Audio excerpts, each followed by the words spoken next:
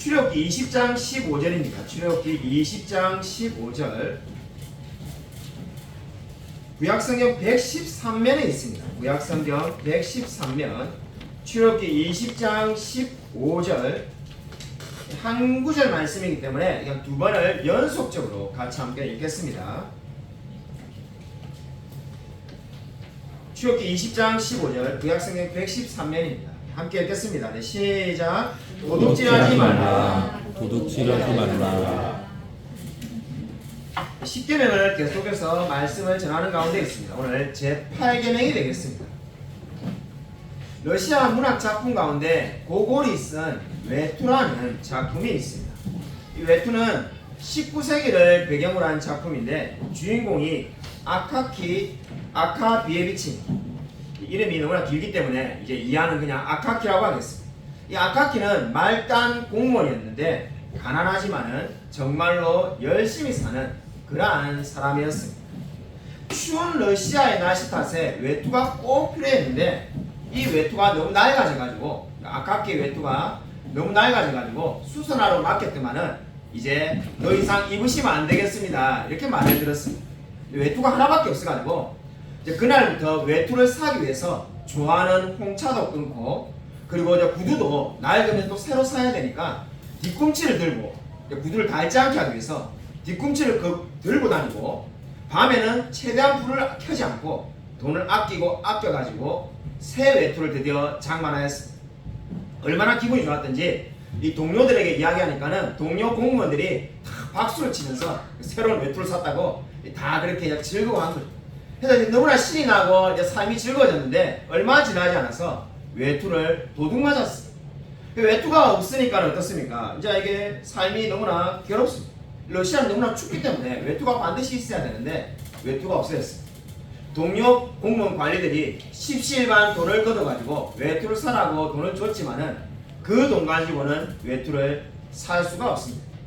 어떻게 해야 될까 하니까는 동료 중에 한 분이 그렇게 고민을 합니다. 너가 높은 관리를 알고 있지 않냐? 어릴 때부터 친구였던 높은 고위 관리가 있으니까 거기에 찾아가서 조금 한마디로 돈을 얻어서 남은 금액을 메꿔가지고 외투를 사라 이렇게 말해 주었습니다. 그래서 고급 관리를 이제 찾아갑니다. 찾아가니까 파티가 열려 있는데 만나주질 않습니다. 만나주지 않는 정도가 아니라 이 망신을 주고 이 반쯤 죽도록 두들겨 맞아가지고 집에 돌아오게 됩니다. 한마디로 왜 찾아오냐는. 그래가지고 이게 이제 시름시름 집에서 앓다가 결국 죽고야만. 물론 그 뒤에도 내용이 있습니다. 유령이 돼서 나타나는 내용이 있긴 하지만은 여기까지 이 내용에서 정말 우리가 많은 생각들을 하게 됩니다. 삶이란 뭔가 여러 가지 많은 면에서 생각할 수 있는데 제가 오늘 여러분에게 말씀을 드리고 싶은 것은 우리 한 가지 확실하게 말할 수 있는 게 뭐겠습니까? 만약에 외투를 도둑맞지 않았다면은 아카키는 살아서 있었을 겁니다. 외투를 도둑맞았기 때문에 그 외투를 어떻게 하는지 마련하려고 하다 보니까 목숨도 잃게 되었습니다. 무엇을 말하고 싶은지 여러분이 아실 겁니다. 오늘 우리가 지금 제8계명을 살펴보려고 하는데 도둑질하지 말라. 우리가 어떤 생각이 들겠습니까?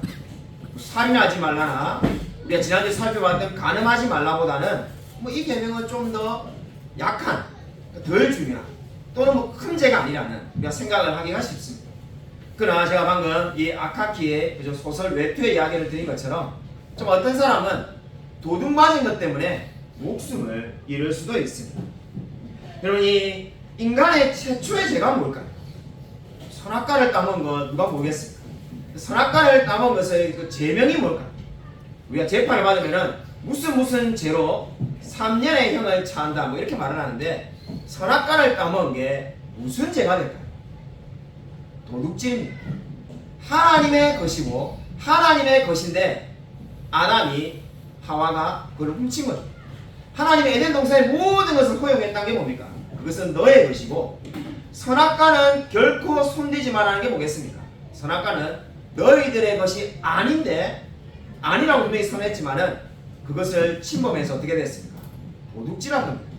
그래서 인간의 최초의 죄는 결국 뭔가 도둑질, 이 8계명이라고 말할 수가 있겠습니다. 놀라운 것은 성경을 1학 관점으로 묵상을 하다 보면은 우리가 놀랍게 깨닫게 되는데 가나안 땅에 들어갔을 때 이스라엘 백성들이 처음으로 지은 죄가 뭘까요? 여호수아 7장 21절 보면은 역시나 아간이 도둑질한 거라는 것을 우리가 알게 됩니다. 나중에 제가 좀 더 구체적으로 살펴보겠지만은 초대교회에서도 가장 심각한 죄를 말하는데 사도행전 5장에 역시나 아나니아 삽비라가 자신의 재물을 그들에게 숨기는 도둑질 때문에 문제가 됩니다. 이 성경의 많은 곳곳에서 공동체를 파괴하고 사람의 목숨을 앗아가고 하나님과의 관계를 멀어지게 하는 것이 제8계명 도둑질이라는 것을 알게 됩니다. 도둑질하지 말라는 말에서 우리가 알 수 있는 중요한 교훈이 있습니다. 다르게 말하면 전제가 있습니다. 그것이 뭡니까? 도둑질하지 말라는 말씀에서는 이미 소유가 있다는 것을 전제하고 있습니다. 소유가 없다면은 한마디로 모든 것이 다 내 것이었고 다 공동의 것이라면은 도둑질할 이유가 없습니다. 각자의 소유가 없으면은 훔치고 말 것이 없지 않겠습니까? 한마디로 도둑질하지 말라는 말씀은 개인의 소유를 인정하고 있습니다. 여러분, 이 성경의 소유에 대해서 무엇을 말을 하고 있을까요? 가장 중요한 것은 하나님께서 인간을 창조하시고 이 세상의 모든 만물을 인간에게 관리하도록 맡기셨다는 겁니다. 한마디로 저와 여러분이 청지기임을 성경은 말씀하고 있습니다. 창세기 2장 19절을 보면은 하나님께서 아담에게 어떻게 말합니까? 동물들을, 세상에 있는 동물들과 새들을 다 아담에게로 몰아줘가지고 어떻게 이름을 짓는지 살펴보았다고 말씀합니다. 하나님의 이름을 다 지어놓고 하나님이 사자나 개나 고양이 이름을 다 지어놓고 아담 보고 부르라고 한 것이 아니라 아담에게 동물을 다 몰아주고는, 물론 하나님이 동물을 만드셨지만은 아담에게 그 이름을 지으라고 말합니다. 그래서 세상의 모든 동물과 새 이름을 아담이 짓습니다. 이것이 무엇을 의미하겠습니까? 하나님께서 아담에게 세상의 만물을 다스릴 수 있도록 맡겨주셨습니다. 우리는 이것을 청직이라고 부릅니다. 저와 여러분도 마찬가지입니다. 우리가 세상의 모든 것들을 다 관리할 수 있도록 하나님께서 저와 여러분에게 맡겨주셨습니다. 우리가 이 맡겨주신 것에 대해서 그러면 우리가 어떻게 해야 되겠습니까? 어떻게 사용해야 될지 이제 우리에게 책임이 있습니다. 그 책임이 바로 뭡니까? 도둑질하지 말라라고 오늘 제8계명은 말씀하고 있습니다. 소요리문답 제73문에 이렇게 말씀이 있습니다. 제가 한번 여러분 문제를 읽고 여러분이 한번 답을 하시면 되겠습니다. 제8계명이 요구하는 것은 무엇입니까? 8계명이 요구하는 것은 우리 자신과 이웃의 재물과 재산을 합법적으로 모으고 늘리는 것입니다. 소요리문답 제75문 읽겠습니다. 제8계명이 금지하는 것은 무엇입니까? 8계명이 금지하는 것은 우리 자신이나 이웃의 재물과 재산을 부정하게 흉내는 것입니다. 우리가 지난해까지 소요리문답을 다 주보에 한 문씩 실어가지고 읽었습니다. 이미 우리가 읽었던 내용입니다. 지금 우리가 하이델베르그 요리문답을 읽고 있는데 이미 예전에 우리가 이것을 다 읽었습니다. 74문과 75문, 소요리문답 73문, 75문이 지금 바로 이 8계명에 대해서 말씀을 하고 있습니다. 이웃의 재산을 빼앗아서는 안 되고 자신의 재물을 합법적으로 늘려라고 말씀하고 있습니다. 여러분, 이 말씀에서 여러분 우리가 오해해서는 안 되는 것이 재산을 늘리면 안 된다라고 말하고 있지 않습니다. 부자가 되면 안 된다라고 말하고 있는 것이 아니라 재산을 불법적으로 늘려서는 안 된다라고 말을 하고 있는 겁니다. 그러니까 부자가 돼도 되는데 합법적으로 늘리라는 거죠. 여러분, 이 말에서 우리가 무엇을 알 수 있겠습니까? 이 세상에 이 정부가 없으면 안 되는가 이렇게 말하는 분들도 가끔 계신데 정부가 필요한 이유가 뭐겠습니까?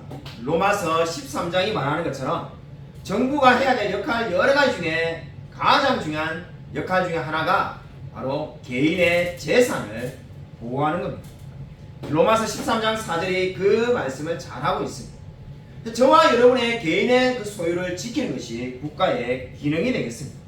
다르게 말한다면은 개인의 재산을 보호하지 못한다면은 이미 정부는 그 역할을 감당하고 있지 못한 겁니다. 제8계명은 분명히 우리에게 이 주신 목적이 뭔가? 하나님께서 이 우리의 재산도 보호받고 이웃의 재산도 보호받으라고 말씀을 하고 있습니다. 제가 예전에 중국에 갔을 때 이야기입니다. 오래전에 최근에 중국 갔을 때 이야기가 아니라 예전에 갔을 때 뭐 기억이 잘 나지 않는데 7년 전, 8년 전 뭐 이렇게 좀 됐을 때 갔을 때 이하평 목사님 그 교회에 이 홍콩에서 책을 이렇게 홍콩에 있는 교회들이 경건서적을 많은 수십 권의 많은 경건서적들을 중국말로 된 이 서적들을 보내왔습니다. 그러니까 그 당시에 이 중국에는 경건서적이 많지 않으니까 이제 홍콩에서 중국 교회가 부흥된다는 이야기를 듣고 홍콩 교회에서 뭐 자신들이 사준 건지 아니 1등을 준 건지 잘 모르겠습니다만은 책이 이렇게 그 아파트에서 그죠 우리가 그 당시에 교회가 있었는데 그 아파트를 교회로 빌려가지고 하는 그 모임 장소에 책이 이렇게 수북하게 이렇게 이제 쌓여 있었어. 책이 이렇게 와 있었거든. 근데 그 다음 날이 되니까는 책이 없어졌습니다. 책이 어디 갔는가 했더만은 그 강의를 제가 설교하러 왔을 때 그 강의 열심히 듣던 중 중에 한 분이 지금 그 얼굴이 기억나고 우리 교회 홈페이지 보면은 그분 사진도 있습니다. 열심히 앞에 앉아서 강의 듣던 남자분인데 그분이 그 책을 자기가 가지고 와가지고 임의로 그냥 다 팔아버렸어요. 그래서 왜 팔아버렸냐고 이제 목사님이 물으니까는 자기는 돈이 없고 가난하고 밥을 먹기도 힘들고 힘드니까는 돈이 필요한데 그 책을 보니까는 책을 팔면은 돈이 되겠다 해가지고 팔고는 이미 다 팔아가지고 이미 자기 맛있는 거 사 먹었다. 이 뭐 여러분 생각해 보면은 그죠 이 경건서적이 예수님 잘 믿는 사람만 필요한데 그냥 인터넷에 올려가지고 팔았으니까 아마 종이값만 받고 팔았을 겁니다. 근데 제가 지금 이야기하는 거는 뭐 그분의 행동을 뭐 정지하려거나 그분을 뭐 비난하려고 이야기를 꺼낸 것이 아니라 제가 그때 너무나 충격을 받았던 것은 그분이 전혀 미안해하는 마음을 가지지 않더라는 겁니다. 왜 제가 그렇게 행동해서 어떻게 하겠습니까? 너무 미안해야 되는데 여러분이랑도 마찬가지겠죠. 전혀 미안해하는 마음이 없는 걸 보고 제가 너무나 놀랐습니다. 그러니까 자기는 뭐 잘못되는 것을 한 것이 전혀 없다는 겁니다. 자기는 먹고 살아야 되는데 돈이 없고 기회가 있으니까는 그냥 그것을 팔았다는 식으로 이야기를 해서 전혀 대화가 되지 않는 것을 보고 놀랐던 적이 있습니다. 여러분이 오늘 성경에 제8계명이 무엇을 말합니까? 다른 사람의 것을 빼앗거나 훔치면은 잘못된 것임을 지금 말씀하고 있습니다. 아니 뭐 그게 너무나 당연한 이야기 아닙니까? 이렇게 생각하셨지만은 그렇지 않은 사람이 있다는 것을 제가 직접 보고 놀랐던 거죠. 그럼 어떤 분들은 오늘 우리가 제 8계명에 대해서 우리 이 목사님들하고 이야기를 하면은 이런 이야기를 하는 분들이 있습니다. 이 공산주의는 성경에서 훔쳐온 페이지다. 유명한 말이죠. 그래서 이 성경은 공산을 이야기한다라고 주장하는 분들이 많이 있습니다. 자, 그런 분들하고 이야기할 때마다 묻는 것이 성경의 어느 구절이 그런 것을 지지합니까? 라고 물으면은 늘 하시는 말씀이 사도행전을 봐라. 초대교회는 네 것도 없고 내 것도 없고 다 공통적으로 같이 썼기 때문에 교회가 부흥했다. 이렇게 말을 하는 것을 곧잘 들었습니다. 자, 그런 말을 들을 때마다 제가 그것은 성경을 크게 오해하는 거라고 이 말을 해주곤 하였는데 여러분 성경 구절 한 구절 한번 찾아보도록 하겠습니다. 사도행전 2장 44절 45절입니다. 프린트본에 다 나와 있습니다. 우리 같이 한 목소리 한번 읽겠습니다. 프린트본에 있으니까 같이 읽겠습니다. 네, 시작. 믿는 사람이 다 함께 있어 모든 물건을 서로 통용하고 또 재산과 소유를 팔아 각 사람의 필요를 따라 나눠주며. 그럼 언뜻 보면 이 말씀이 뭘 말하는 것 같습니까? 저와 여러분이 오늘 이 말씀을 우리가 다 믿는 사람들이니까 그죠? 오늘 집에 가면 집문서도 다 교회에 이제 우리 재정부장한테 다 보내고 자동차도 다 이제 교회로 명의 이전하고 그렇게 해야 될 것 같지 않습니까? 아니 정말 성경이 그렇게 말하고 있잖아요. 모든 물건을 서로 통용하고 네 거 내 거가 없지 않습니까? 여러분의 아이폰도 뭐 제가 쓸 수도 있고 제 아이폰도 여러분이 써도 되고 좀 그래 말하는 것 같지 않습니까? 재산도 소유를 팔고 각 사람의 필요에 따라 나눠주고 필요에 따라 나눠준다는 게 어떻게 보면 이런 것 같지 않습니까? 제가 예를 들면 100만 원이 필요하니까 여러분의 100만 원 제가 가지고 여러분이 예를 들면 200만 원 필요하면 또 여러분이 우리가 같이 200만 가지고 뭐 이렇게 생각하는 분들이 있습니다. 결론부터 이야기하면은 그냥 그거는 자신의 생각이고 자신의 소설이지 성경이 말하는 바가 아닙니다. 왜 그렇게 말할 수가 있겠습니까? 여러분이 정말로 성경을 조금이라도 공부해본 분이라면은 헬라 원어 성경을 한 번이라도 읽어본 분이라면은 그렇게 해석할 수 없음이 너무나 분명합니다. 아 목사님 이 사람도 저 목사님은 저렇게 해석하고 이 목사님은 이렇게 해석하고 그런 차원이 아닙니다. 여러분이 여러분의 성경에다가 이런 동그라미를 쳐놓으십시오. 오늘 설교를 그저 이렇게 한번 하고 나면 이제 몇 년 뒤에 이 말씀을 또 할지 모르는데 여러분 다 잊어버리지 않겠습니까? 여러분이 가지고 있는 성경이라면은 교회 거라면 여러분 동그라미 치지 마시고 여러분의 성경이라면은 팔아라는 단어와 나눠주며라는 단어에다가 동그라미를 치십시오. 그리고 수많은 사람들이 오해하는 것이 이 두 단어를 지금 오해하기 때문입니다. 그냥 다 팔아가지고 필요에 따라 나눠주라는데 그렇게 해야지. 빨리 목사 오늘 제 전 재산을 다 팔겠습니다. 네, 그런 것이 아닙니다. 왜냐하면 팔아라 나눠주라는 그 단어가 미완료입니다. 갑자기 그죠? 우리 학원도 아닌데 학교도 아닌데 미완료 이러니까 그죠? 이 중학교 때 배우던 건데 미완료가 뭔가 우리 학생들은 잘 알겠지만은 미완료가 뭔가 예전부터 지금까지 계속해서 이어져 오고 있는 행동을 미완료라고 합니다. 여러분 이 헬라어를 보면은 팔아라과 나눠주며가 미완료입니다. 미완료라는 게 뭡니까? 예전에도 그렇게 했고 지금도 하는 겁니다. 그래서 이것만 들어도 여러분 우리가 느낌이 오지 않습니까? 아니 이미 우리 거를 다 팔고 우리 것이 없으면 그러니까 내 것이 없으면은 이제 더 이상 팔 게 없어야 되는데 그게 아니라 계속해서 팔고 또 나눠주고 또 나눠주라는 게 뭡니까? 여전히 나의 소유가 있음을 이야기하고 있습니다.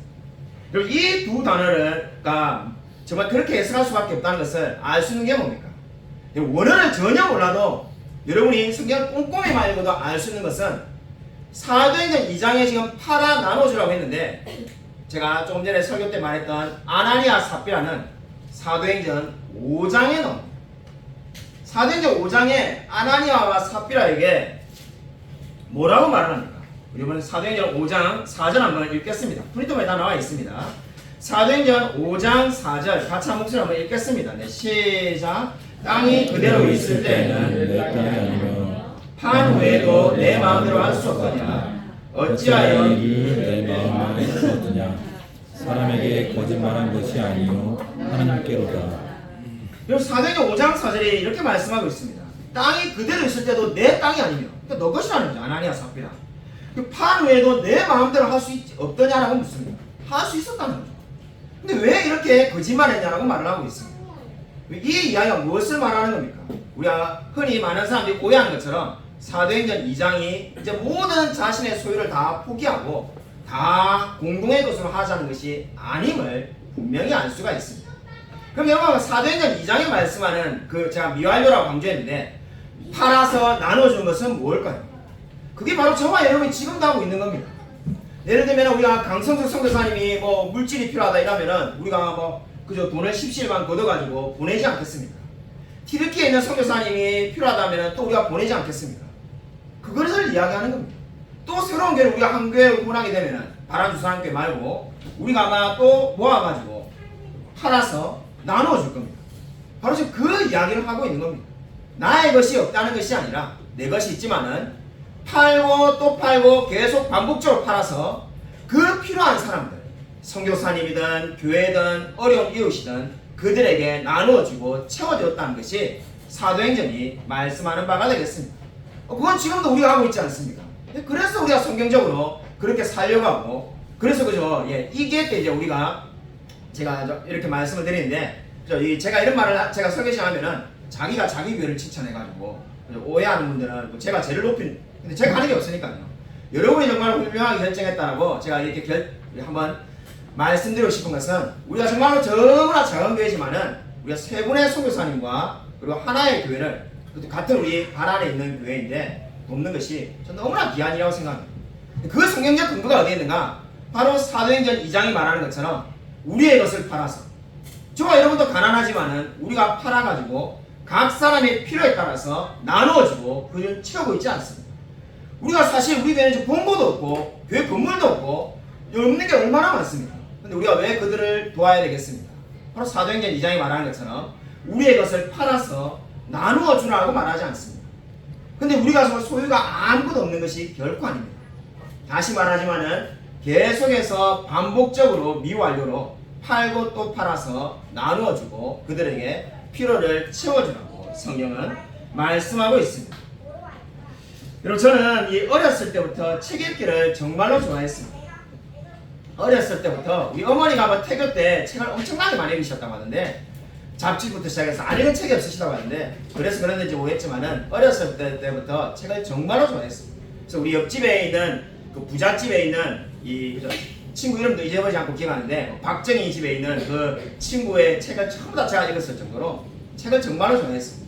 근데 솔직히 어렸을 때부터 꿈이 뭐였냐면은 온 집이 그죠? 다 집이 책꽂이로 쫙 돌아가지고 이렇게 탁 불러가지고 뭐 책에 이렇게 덮여 사는 게 꿈이었는데 소원은 이루어진다고 그죠? 이 꿈은 이루어진다고 지금 목양실이 그래서 그죠? 이게 탁 책에 둘러싸여가지고 제가 최근에 좀 줄였습니다만은 한때 책이 천장이 될 정도로 그렇게 됐는데 아마 그게 아마 어릴 때부터 일어나면은 머리가 천장에 대이는 그런 집에 살아가지고 책이 거의 집에 가지고 있지는 못하겠어요. 집에 뭐 책꽂이를 둘 때가 됐겠습니까? 20대 때까지도 집에 책상이 없어가지고 이 밥상을 펴가지고 공부를 했는데 뭐 전혀 그런 게 없었습니다. 그래서 그런 데 대한 아쉬움이 많아서 늘 책에 대해서 이게 욕심이 많았습니다. 그래서 제가 요즘은 그런 마음이 이제 좀 사라졌는데 제가 한 10년 전만 해도 그죠 내가 그죠 이 죽으면 죽었지 책을 주진 않는다. 네, 뭐 이런 사람이었는데 네, 정말로 막 제가 피를 주면 죽지 책은 주지 않는다는 그 정도로 제가 막 독하게 책을 모아가지고 라면 박스로 책을 막 소리했을 때는 20박스 이상 집에 쌓아놓고 그래서 살았습니다. 자 대학생 때 이야기. 자 대학교에 갔을 때 진주에서 이제 마산에서 진주까지 이렇게 통학을 하면서 경상대 다녔는데 어느 날 마산 시외버스 터미널에 내리니까는 이 젊은 분들이 그 당시 저보다 나이가 좀 많아 보이는 한 20대 후반에 되는 분들이 설문조사를 한다 해가지고 이렇게 내미는 거예요. 지금 같으면 그죠 요즘 하도 이상한 사람이 많아서 괜찮습니다 이러고 갈 가능성이 많은데 그때 참 순진하고 착해가지고 제가 그걸 다 일일이 몇 장을 다 적어줬어요. 그러니까 너무나 고맙다면서 선물을 주겠다.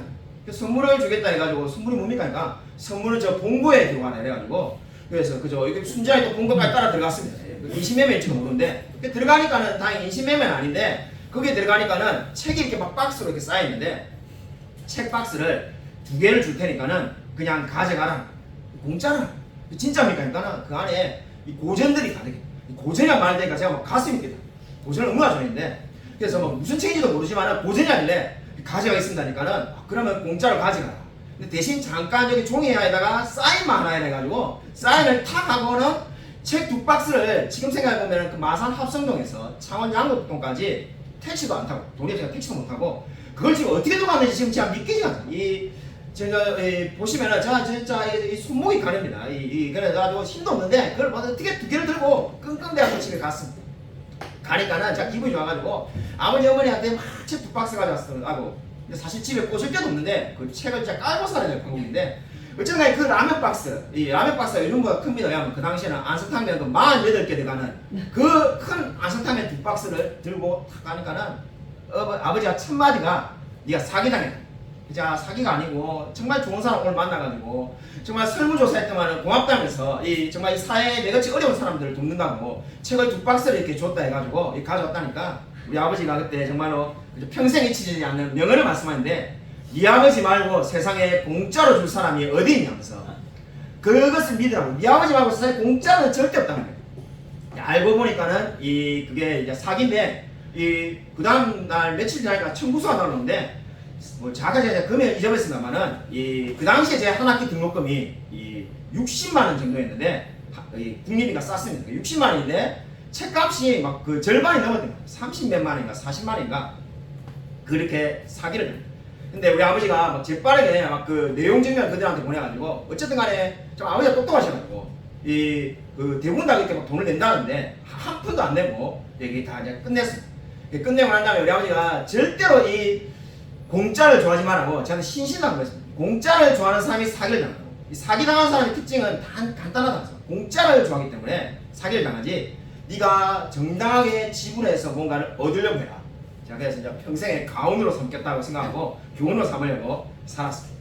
이제 결혼을 하고 결혼을 한 달에 한참 지나가지고 이 이야기를 어떻게 하다 보니까 우리 아내하고 이렇게 제가 창피한 이야기지만은 아내한테 이야기를 했는데 제 아내가 막 눈이 동그랗게 쳐다보더라고요.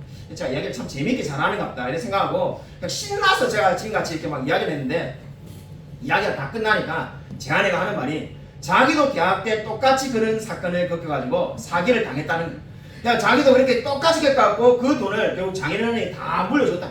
그래가지고 자기가 얼마나 그때 고생인지 모른다는 거예요. 자, 그걸 딱 보고는 야, 이 정말로 사기당하는 사람들이 똑같구나 이런 생각을 한 적이 있습니다. 참 정말로 보면은 인생에 이 사람을 속이고 이렇게 얻는 사람들이 너무나 많습니다. 지금은 뭐 보이스피싱 문제인데 끊임없이 수많은 사람들이 계속 사람들을 속이고 유혹합니다. 근데 그렇게 속이는 게 바로 뭐라는 겁니까? 바로 오늘 8계명인 도덕질 하지 말라고 말씀하고 있습니다. 여러분, 우리가 어떻게 살아야 될까요? 하이델베르그 111문이 이렇게 말씀합니다. 우리 같이 한번 읽겠습니다. 좀 길지만은 너무나 좋은 내용이기 때문에 프린트에 나와 있습니다. 같이 한번 읽겠습니다. 네, 시작. 내가 할 수 있고 또 해야 하는 것으로서 나의 이웃에게 도움이 되는 것이라면 어디에서나 다른 사람들이 나에게 대하여 해줄 것을 기대하는 그대로 나도 그들에게 대하고 또한 좋게 해주라는 것입니다. 또한 어려운 사람이 도움이 필요한 자를 도울 수 있도록 성실하게 일해야 한다는 것입니다. 하이델베르그 요리문답 지금 우리가 한 문씩 읽고 있는데 111문까지 읽으려면 올해 안에 읽을 수가 없습니다. 그래서 제가 이렇게 찾아서 지금 이렇게 여러분에게 같이 이렇게 읽었는데 이 지금 111문이 8계명에 대한 적용을 말하고 있는 겁니다. 자, 지금 훔치지 마라, 빼앗지 마라는 부정적인 이야기를 많이 했는데 이 10계명은 제가 여러 번 말씀드린 것처럼 그 속에 늘 긍정의 명령이 포함되어 있습니다. 8계명에 대한 긍정의 명령이 뭔가? 내가 할 수 있고 해야 하는 것을 어떻게 하는 겁니까? 이웃에게 도움을 주라는 겁니다. 그들이 나에게 기대하는 것을 그렇게 해주라는 것이 8계명의 의미라는 겁니다. 그러니까 8계명은 단지 그냥 내가 너의 물건을 훔치지 않아. 나는 이제 당신하고 관련이 없어. 난 내 것만 가지고 살게. 그렇게만 한다고 훌륭한 것이 아니라 내가 이제 다른 사람이 필요한 게 있으면은 그들의 필요를 채워주고 도와주라고 말씀하고 있습니다. 그러니까 8계명은 좀 더 적극적으로 말씀을 하고 있습니다. 칼빈은 8계명에 대해서 이렇게 말하였습니다. 이런 프린트에 나와 있으니까 우리 같이 한번 읽겠습니다. 네, 시작. 8계명은 우리의 손발에 대하여 우리의 마음에 대하여도 제정되었기 때문에 사람들은 자기의 재산을 보호할 뿐만 아니라 다른 사람의 이익을 증진시키는 데 힘써야 할 것이다. 칼빈도 같이 똑같은 말씀하죠. 그냥 뭐 남의 것을 훔치지 않는 것에만 끝인 게 아니라 다른 사람의 이익을 증진시키는 데 힘쓰라고 말하는 거예요. 그러니까 내만 절대로 남의 물건을 안 훔치면 나는 잘 계명을 지키면서 살고 있다. 그게 아니라 다른 사람의 이익을 증진하도록 노력해라고 말을 합니다. 설교를 준비하다가 문득 제가 우리 아일랜드에서 집이 없어가지고 괴로웠던 적이 떠올랐습니다. 단돈 200만 원 들고 지금 생각해 보면은 그죠? 진짜 우리 뭐 그 드라마 제가 보지도 않았는데 그런 드라마 있었다는데 우리 집에 TV가 없어가지고 보지는 않았습니다만은 그죠? 타임머신 타고 옛날로 가가지고 과거의 자기를 만나가지고 그죠? 뭐 20년 전, 30년 전에 자기를 만나가지고 뭐 이렇게 이야기하는 장면이 그런 게 있다는데 제가 정말로 옛날 우리 아일랜드에 살았던 김성 씨를 만나면 진짜 해주고 싶은 게 무슨 용기로 그렇게 갔는지 진짜 대단하다 생각이 드는 게 정말로 문자 그대로 200만 원 들고 가가지고 3주가 지나니까 정말 돈이 통장에 30만 원밖에 없었어요. 당장 다음 주가 되면 이제 집 밖에 나가야 되는데 한 주에 30만 원이 반값인데 무슨 용기로 살았나. 근데 그 당시에 막 교회 가니까 막 진짜 눈물이 나는 거예요. 어떻게 살아야 될지 막 너무 걱정이 되는데 그때 지금도 잊혀지지 않는 게 이름은 다 잊어버렸습니다만은 어느 여자 집사님 한 분이 우리가 그전쪽부터 이미 그러니까 제가 막 이제 읍소를 했죠. 그러니까 막 이게 막 사람들한테 우리가 돈이 없는데 어떻게 살아야 될지 모르겠다. 누가 도와줄까는 마음에 막 걱정이 돼가지고 취직도 안 되고 제가 뭐 취업이 안 돼가지고 또 아내도 취업이 안 돼가지고 뭐 이런 상황에서 돈 없고 방법이 없더라고요. 그래서 막 이야기하니까 그 다음 주 한 여자 집사님 왔는데 정말 잊혀지지 않습니다. 그 여자 집사님이 지금 우리 애인이 예림이 나이 되는 중고등학생 정도 되는 이 딸 아들이 있는 집이었는데 그 두 명하고 집에서 대판 싸웠다. 저한테 그 이야기를 하는데 또 사람들 다 듣고 있는데 그래서 왜 대판 싸웠냐면서 막 이거 화가 아직 가라앉지 않았어요. 그래서 왜 싸웠냐 하니까는 그 김성실 부부죠. 우리 부부죠. 이 부부를 자기 집에서 방이 빈 방이 하나 있으니까 공짜로 살게 안 하고 이제 자기 아들하고 딸한테 일종의 통보를 하니까는 아들 딸이 난리가 난 겁니다. 그래가지고 아니 누군지 알지도 못하는 이 동양인 사람들을 그 위험하게 집에 와가지고 그 사람이 누군지 우리가 어떻게 아냐. 단지 지난주에 우리 집에 한 번 왔을 뿐인데 이 사람들이 뭐 진짜 나쁜 사람이 어떻게 하냐고 그것도 공짜로 살게 해가지고 무슨 이익이냐. 막 그리고 이 사생활도 침해된다 해가지고 아들 딸이 막 결사로 반대해요. 이 부모는 이게 바로 우리가 정말 이웃에게 도움을 줄 절호의 기회다. 우리가 뭐 부자도 아니지만은 이 사람들이 필요한 만큼 한 달이든 두 달이든 살게 하고 그 다음 자기들도 어디 또 직장을 구하면 나가지 않겠느냐. 그래가지고 막 싸웠다. 그런데 결론은 이제 결국 딸 아들한테 지가지고 우리가 못 살게 그냥 살 수 없게 된 거야. 그때는 실망해가지고 사실 고맙다는 말도 하지 않았습니다. 그냥 뭐 결론은 결국 안 된다는 거잖아. 근데 세월이 지나가지고 그저 생각해 보니까 제가 이번 주에 설교 준비하면서 떠올랐는데 정말로 대단한 사람이라는 생각이 들었습니다. 그냥 어렵게 생각 없이 제가 이번 주에 예를 들어 우리나라 뭐 외국인 노동자 중에 뭐 누구든지 간에 어느 나라든지 간에 특정 나라를 이야기하지 않습니다. 어느 나라 사람인지 한 주 우리 교회 왔어가지고 똑같이 저한테 제가 예전에 했던 것처럼 17년 전에 한 것처럼 제가 살 데가 없고 돈이 없고 뭐 당분간 좀 머물 때가 필요하고 막 그렇게 이야기하면은 과연 제가 예인이 보고 우리 집에 같이 살게 하자 당분간 이렇게 말을 했을까 생각해 보니까는 전혀 그렇게 안 했을까. 솔직하게 생각해보니까 생각할수록 그분이 정말로 이 10계명 8계명을 믿고 지키는 대단한 신앙의 사람이구나 하는 것을 제가 이번 주에 다시 한번 생각하게 되었습니다. 여러분 저와 여러분이 오늘 성경 어떻게 살라고 말을 하고 있습니까? 레위기 19장 35절을 한번 같이 한번 읽겠습니다. 레위기 19장 35절 같이 한 목소리 한번 읽겠습니다. 네, 시작. 공평한 절과 공평한 추와 공평한 에바와 공평한 흰을 사용하라. 나는 너희를 인도하여 애굽 땅에서 나오게 한 너희의 하나님 여호와이니라. 여기 흰이라는 말이 있는데 3.67리터를 말하는 겁니다. 그래서 이 흰이라는 것은 3.67리터인데 한마디로 뭡니까? 공평한 절과 공평한 추와 공평한 에바와 공평한 흰을 사용해라. 이 말이 무엇을 말하는 겁니까? 부정직하게 많은 이익을 취하지 말라고 말을 하고 있습니다. 제 아는 지인이 우리 지금 제 지인 이야기를 설교 너무 많이 해가지고 우리 지인들이 설교를 안 듣겠지 생각했는데 제가 지난주에 제가 깜짝 놀라는 게 제가 유튜브에 지난주 설교 여러분이 혹시 유튜브에 동영상 보셨는지 모르겠지만은 제 지인이 이게 뭐 이거 솔직하게 이 대단한 설교, 이 탁월한 설교입니다 이렇게 적어놨는데 제가 처음에 딱 보자마자 느낀 게 이 설교를 잘한단 말이 아니라 내가 다 듣고 있다 내가 모니터링 하고 있다 이렇게 느껴져가지고 제가 숨지었습니다. 정말로 이 대단한 설교, 뛰어난 실력에 탁월하십니다 이래가지고 자 뭘 느꼈냐면은 내 이야기 하지 마라 이렇게 느껴져가지고 제가 상당히 미안했는데 제 친구 목사님의 이 동생이 이 자동차 정비를 하는데 정비입을 하는데 굉장히 이제 이야기를 하다 보니까 돈을 많이 이게 장사가 잘 됐다고. 근데 친구 목사님 이야기를 들어보니까는 있는 그대로 제가 지금 이야기 드린 겁니다. 이 수도권에 하고 계신. 이 있는 그대로 말씀드리는데 가격을 너무 비싸게 받더라고요. 근데 왜 이렇게 하니까 이렇게 받아도 뭐 이게 뭐 나라에서 정해진 금액이 있는 것도 아니고 사람들 와서 다 한다는 거예요. 근데 이 목사님이 이제 목사님이니까 야, 니 그렇게 살면 안 돼. 그렇게 살면 분명히 망할 거야. 그러니까 뭘 망하냐면서 지금 오히려 돈을 잘 벌고 있다면서 너무 잘 벌어가지고 너무 신난다면서. 간단하게 말하면 10,000원짜리를 12,000원에 딴 사람들이 받으면 이분은 16,000원 받는 거예요. 물건도 그런 식으로 팔고 뭐 고치는 수리비도 다 그런 식으로 하는 거예요. 그래가지고 이렇게 막 보니까 그렇게 하지 말고 그냥 적당한 값을 받고 더 많은 사람이 오도록 하나님 기도해라. 특히 교회를 다닐 때 그렇게 살면 안 된다. 분명히 니 망한다 이랬는데 결국 망했다. 최근에 그분이 이야기하면서 자기가 그 동생을 보면서 인생을 절대로 그렇게 살면 안 된다. 하나님이 정의 하나님이 반드시 뿌린 대로 거두게 하신다라고 말을 하는 것을 제가 들었습니다.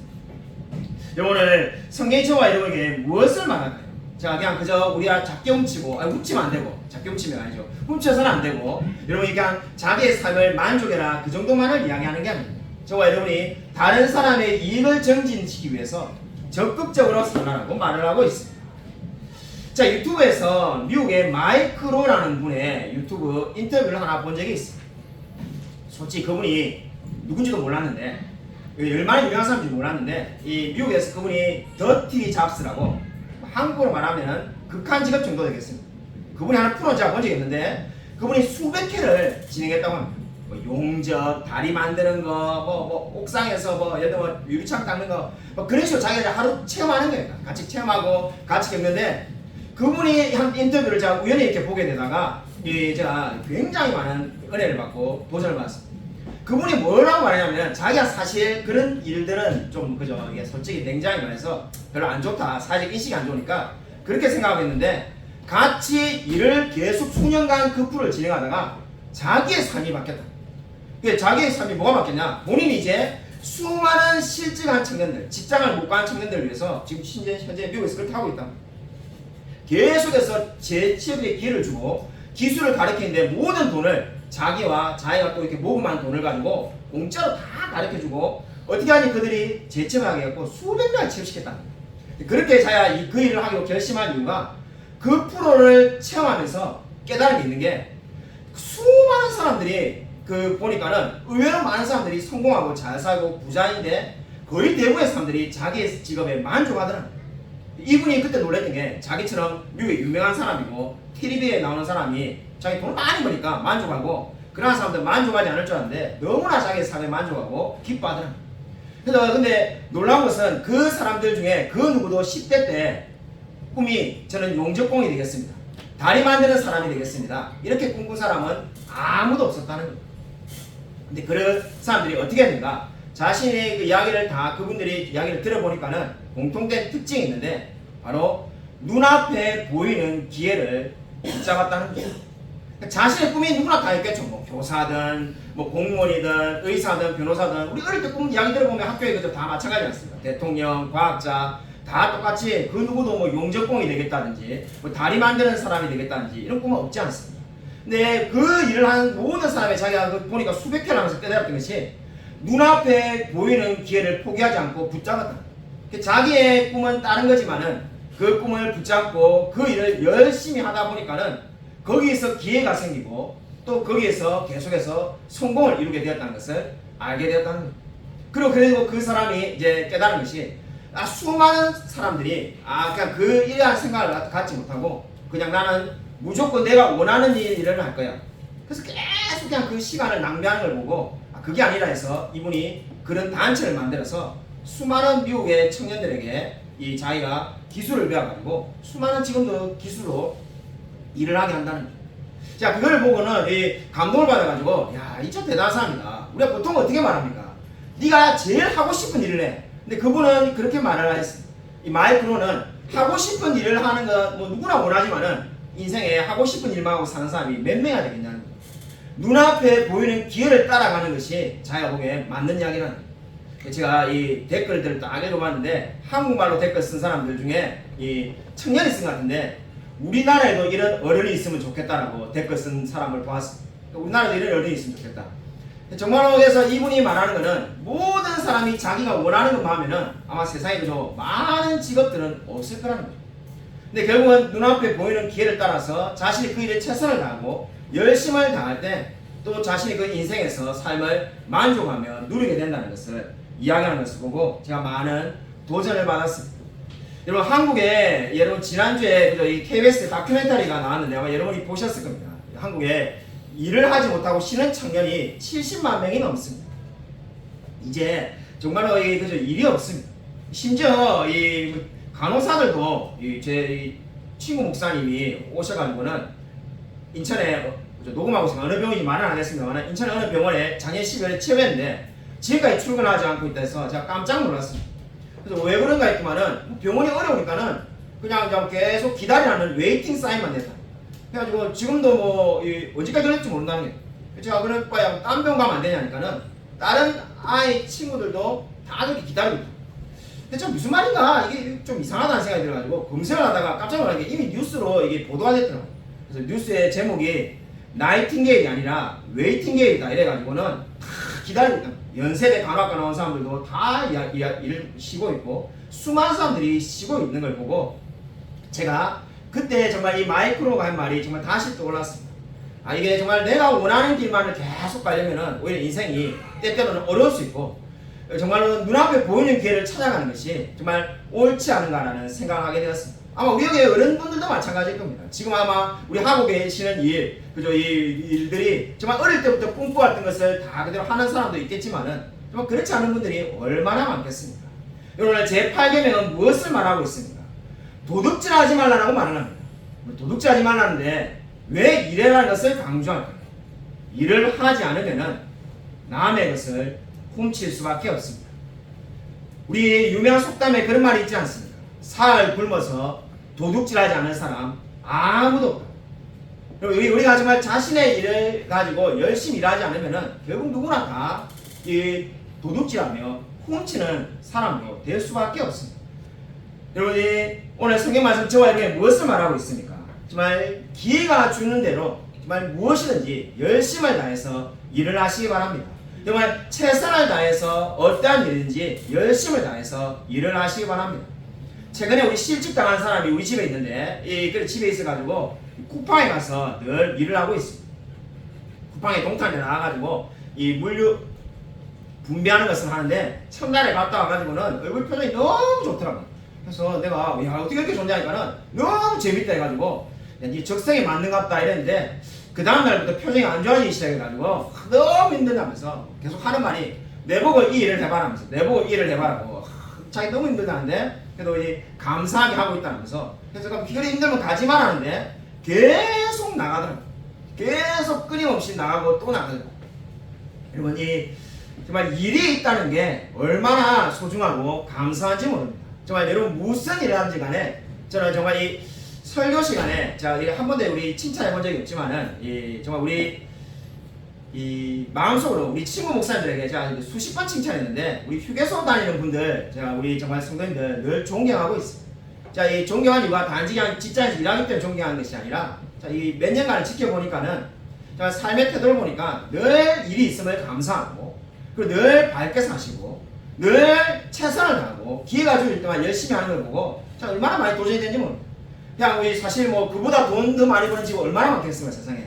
그러면 늘 상대적으로 생각해가지고 끊임없이 원망할 수 있고 일이 힘드니까는 뭐 불평할 수 있는데 한 번도 불평하거나 원망한 것을 들어본 적이 없고 늘 감사하고 밝고 오히려 정말 감사하게도 뭐 주중에 한 번씩 시간 나시면은 저한테 찾아오셔가지고 점심도 사주시고 제가 보면은 정말 삶을 저렇게 살아야 되겠구나 하는 것을 늘 느끼고 있는데 그거를 영어로 들은 것이 아까 제가 말했던 그 마이크로가 말한 대로 정말로 자기에게 기회가 준 그 기회를 잡고 감사하게 살라는 겁니다. 여러분 오늘 성경은 도둑질하지 말라고 말씀하고 있습니다. 여러분 무엇을 하고 살든지 간에 하나님께서 우리에게 좋은 길을 주셨음을 믿고 늘 감사하며 기쁘게 살아가는 저와 우리 모든 성도님이 되시기를 주님의 이름으로 간절히 축원드립니다. 이 시간 정말 하나님께 우리 한번 간절히 통성기도 하겠습니다. 주여 한번 크게 외치고 간절히 통성기도 하겠습니다.